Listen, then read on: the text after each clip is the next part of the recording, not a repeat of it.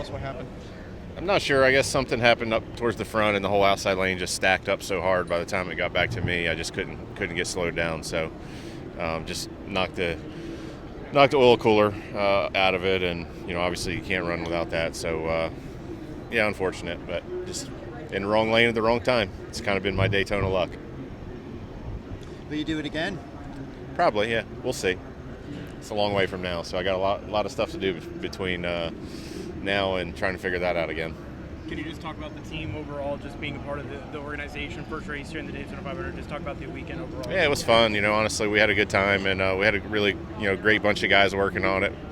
Having Cole come back out of retirement was a lot of fun, and I really wish we could have raced for it. We were kind of just biding our time, trying to be smart about it, and just unfortunate the way that restart worked. I guess the leader had an issue with the engine, and I just didn't see it coming. So unfortunate, but yeah, it was a fun week, and a lot of fun. Thanks to Tricon and Toyota TRD, everybody, Bass Pro Shops for helping us put all this together, and wish we could have had a better night. Do you have an idea when you'll be back in the car next? I really don't know. Helio, what happened? I don't know. Everybody stopped in front of me, and I mean, obviously everybody started stopping, and Truex came really hard and hit me, but I don't think that was the issue. The issue was, I guess somebody in the bottom hit me from the side, and it broke the axle of the car. So disappointed, of course, because I was learning so much. It's incredible when you have more laps into it and how understand the airflow, the guys, what they're doing, saving fuel. There was some sketchy moments, but what a shame. I wish I was still out there, because it's still more to understand, more to learn, and I'm sure I'm starting getting a little more comfortable with the whole process. And but it is what it is. Now I just gotta thank NASCAR as well to be able to put this incredible show. And well, now let's go for Indy 500. How does this compare to the Indy 500? It's such a different show.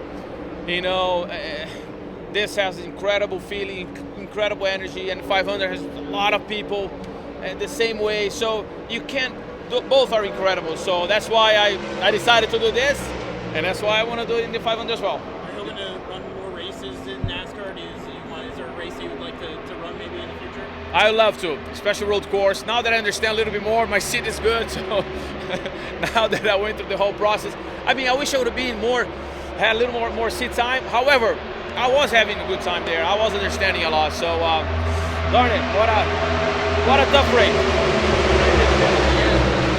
What you wanted out of this experience? Absolutely. I mean, yes, every time the driver get in a car, you never want to get out and before the checker flag. Unfortunately, that's the scenario. However, look, I can't take this for granted. Justin Marks, I can't thank him enough. Trackhouse, Project 91, for putting this incredible opportunity together, and hopefully it keeps going. Ross, what to see? The top lane stacked up, and then we got hooked in the right rear. So I didn't see the hook coming. I just saw a blue Wendy's blur right as I got hooked. Just how disappointing is it, to get knocked out that early? Yeah, it is. This race means so much, and to take a teammate out with me on the way, neither one of our fault, but makes it hurt even worse for all of the Trackhouse with the Project 91 effort. That was a big effort for the shop, not for me. They do all the work. So yeah, it's I hate that. I had put us back there through stage one by making some bad decisions, trying to get to the middle and top lane, and just kind of slowly worked my way back there, and then paid the penalty when the accordion came back. Anything you could have done differently? I think 30 laps earlier, make better moves and stay up in the top 10.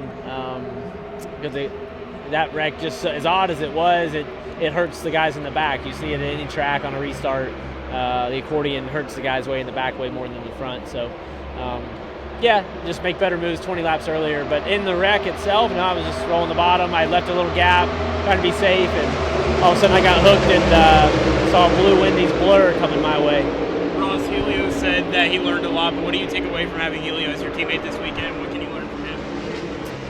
The professionalism and the smiling.